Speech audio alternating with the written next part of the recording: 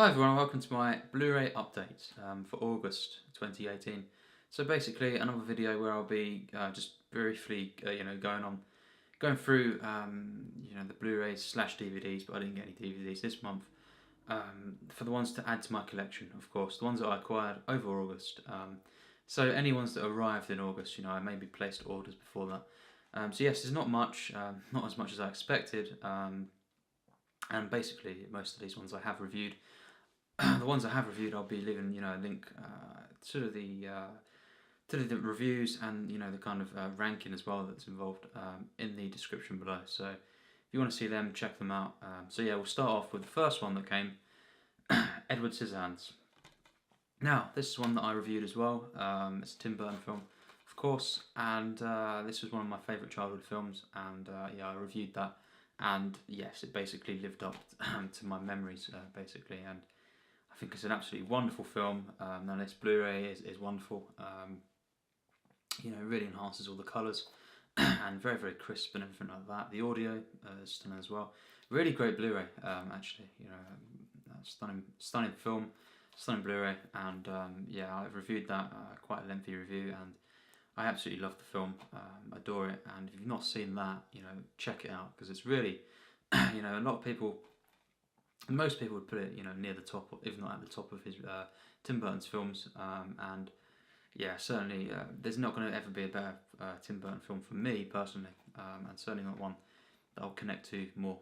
No, there won't be any ones that are, purely as masterfully executed as this. I also love Sleepy Hollow, and I watched that before this, rewatched it, and yeah, check out that review as well. But yeah, Edward Scissorhands, what a wonderful film, and just great to have my collection finally. Was meaning to pick it up, many years ago. Another one is this is the one I've not reviewed yet, and that is Lock, Stock and Two Smoking Barrels. Guy Ritchie, his debut film, feature film, and yeah, I love this film. Well, I loved it when not seen it for quite a few years, so who knows, how much I'll love it now. But it could be as good as I remembered. I watched it quite a lot as a kid, and along with Snatch, which I reviewed as well. I love Snatch, and really Guy Ritchie. He's a very, very mixed director. I love the second Sherlock Holmes film, Game of Shadows. And of course, I love Snatch to bits. I absolutely adore that film, and I did love this. So hopefully it's as good as I remembered, because I've not seen it in about maybe 5 years. Who knows, even more than that maybe. So yeah, but Lock, Stock,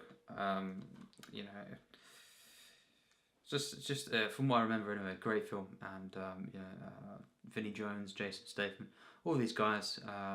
Many people say it's kind of similar to Snatch. I would say in this style it's not quite there. It's not quite. Snatch is very, very different, of course, and it's completely different. But the style is a lot more energetic in that. This is much more of a low-key, gritty British gangster film. So yeah, definitely I will be reviewing that sometime very soon. I've done some, of course, Guy Ritchie reviews as well. Man from U.N.C.L.E. So yeah, check them out if you want to, and of course, look forward to this review, which I'll be doing. Next up is the Mission Impossible box set on Blu-ray. Now I was going to buy the 4K one, but to be honest, it was £70, and at the moment I didn't quite want to spend that much on this set, especially when I've heard a couple of the transfers. I think Mission Impossible 1 especially are not great in terms of 4K, so the fact that there's only 5 films, and this was £15 brand new for the normal Blu-rays. On this occasion, I went for the Blu-ray, and this set is amazing. The only one I don't love is Free, as I've said, before many times. Check out the reviews. I've done the reviews of all these films and Mission Impossible Fallout, and then I've also done a ranking, worst to best, least favourite to favourite. And yes, this, the Blu-ray transfers on, the rest of them are great. I think, especially Rogue Nation, Ghost Protocol. And yeah, Mission Impossible I absolutely love. Free, it's just as kind of generic as I remembered. For me, it's not that great at all. Very much an average film. But the rest I do love, as I say, and it was great to rewatch them all. And Rogue Nation, I finally got a great experience this time. Because the only other time I saw it was when it came out in the cinema, and wasn't a great experience. And yeah, but Fallout, as well, I saw that and reviewed that, and wow, Mission Impossible, wonderful franchise, great action franchise. And yeah, I usually have this, as you've probably seen from my videos, in the background, somewhere behind me, on display. So yeah, Mission Impossible. Next up, the best, easily the best of the bunch, is the Deer Hunter 4K. Now this is just wonderful. This kind of comes with loads of stuff here. It's just an amazing set. It comes with this kind of booklet, and I've not looked into it yet. And then you've got art cards as well. I think there's about 5 art cards in there. And there's also another booklet here, and also of course the actual set itself comes out really wonderfully. You've got of course all the characters there, and it's just great. It comes of course as well with the soundtrack, which is great because I popped that into my laptop and downloaded it, and really of course one of the best soundtracks in film. And the Deer Hunter, I've reviewed that. I've done a long review, probably around about half an hour, and I absolutely love the Deer Hunter. Very, very special film for me, and a film when I saw it when I was about 8 or 9. I absolutely loved it. I became obsessed with it, and I always wanted to watch it again. And near enough every year or every 2 years since, apart from the 3-year gap I had between that and last year, I have watched it, and again this year on my birthday. It's kind of a a tradition now. I will be watching it probably on my birthday or around my birthday at least, because I love the film so much. It's in my top 10 films of all time probably, so that's how much I love it. The second best film I've reviewed on my channel, and the 4K is wonderful as well. It really enhances the colours, especially, and everything's just so more clearer. It's not an eye-popping, quantum leap of a transfer, but it is the best way to review the film, and it does enhance everything. It's not. I've had a couple of Blu-rays that are absolutely stunning in their transfers, and it's not the best of 4K transfers, but it is, as I say, the best way to view it. And the actual set itself is amazing. I would definitely recommend this one. It's the deluxe, the collector's edition. You'll see it when you know it. You'll know it when you see it. And the Deer Hunter is one of my absolute favourite films. So yeah, that's the best thing I got this month. And then finally we have Martin Scorsese's The Departed on Blu-ray. This was very cheap. The Departed is a stunning film, and highly recommend it.